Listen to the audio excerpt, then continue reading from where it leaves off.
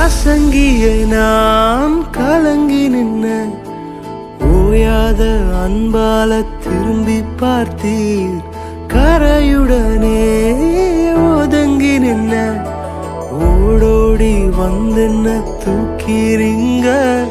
தொல்லையா என்னதான் பார்க்காமலே பிள்ளையா பார்த்தீரையா.